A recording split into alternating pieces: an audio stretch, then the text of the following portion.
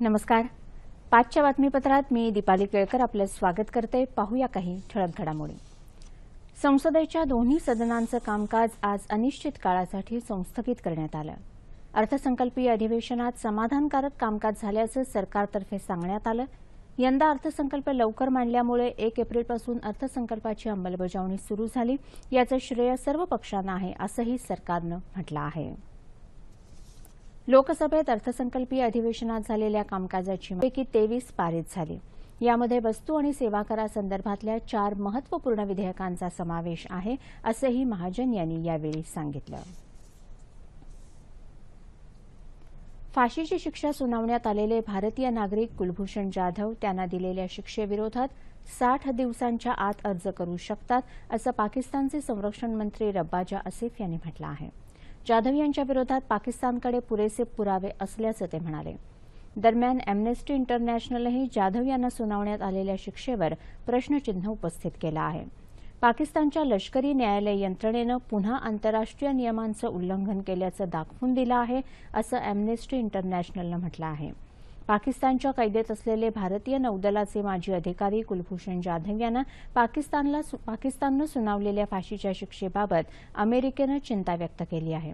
जागतिक पातळीवर पाकिस्तानला एकाकी पाडण्याच्या भारताच्या भूमिकेला पाकिस्ताननं दिलेला हा कडक इशारा आहे असं मत अमेरिकन तज्ज्ञांनी व्यक्त केलं आहे. दिल्लीतल्या एका न्यायालयानं आज फरार उद्योगपती विजय मल्ल्याविरोधात नव्यानं अजामीनपात्र वॉरंट जारी केलं. गेल्या वर्षी न्यायालयानं 4 नोव्हेंबर रोजी जारी केलेल्या अजामीनपात्र वॉरंटची अंमलबजावणी झालेली नाही. त्यामुळे अधिक मुदतीची आवश्यकता आहे असं सक्तवसुली संचालनालयानं सांगितल्यानंतर मुख्य महानगर दंडाधिकाऱ्यांनी आज आदेश जारी केले. भारत आणि ऑस्ट्रेलिया यांच्या दरम्यान क्रीडा क्षेत्रात सहकार्य करण्यासाठी आज मुंबईत सामंजस्य करार करण्यात आला. ऑस्ट्रेलियाचे पंतप्रधान माल्कम कर्जबुल आणि केंद्रीय युवक आणि क्रीडा मंत्री विजय गोयल यांनी या करारावर स्वाक्षऱ्या केल्या. यावेळी क्रिकेटपटू सचिन तेंडुलकरसह मान्यवर क्रीडापटू, क्रीडा प्रशिक्षक उपस्थित होते. अॅथलेटिक तसंच विविध क्रीडा प्रकारांच्या प्रशिक्षकांना आणखी प्रशिक्षण देणं, क्रीडा विज्ञान, क्रीडा प्रशासन तसंच समाजातल्या तळागाळातल्या मुलांना सहभागी करून घेऊन त्यांच्यामधील क्रीडा नैपुण्य शोधण्यासाठी उभय देश संयुक्तपणे कार्य करणार आहेत. या नवीन भागीदारीमध्ये ऑस्ट्रेलियामधल्या व्हिक्टोरिया आणि कॅनबेरा विद्यापीठांमध्ये भारतीय खेळाडूंना प्रशिक्षण घेता येणार आहे. ऑस्ट्रेलियातल्या क्रीडा संस्थेच्या धर्तीवर भारतात राष्ट्रीय क्रीडा विद्यापीठ स्थापण्यासाठी सहकार्य मिळणार आहे. शेतकऱ्यांच्या विविध मागण्यांसाठी आमदार बच्चू कडू यांच्या नेतृत्वाखाली सीएम टू पीएम अर्थात नागपूर ते वडनगर ही आसूड यात्रा आज यवतमाळमध्ये पोहोचली. जगाचा पोशिंदा असलेला शेतकरी कर्जमुक्त झालाच पाहिजे असं सांगत शेतकऱ्यांवर पुन्हा कर्ज घेण्याची वेळ येऊ नये असं धोरण राबवण्याची गरज बच्चू कडू यांनी यावेळी व्यक्त केली. स्वामीनाथन आयोगाच्या शिफारसी तातडीनं लागू झाल्या पाहिजेत. पेरणी ते कापणीपर्यंतचा सर्व खर्च रोजगार हमी योजनेमार्फत करा.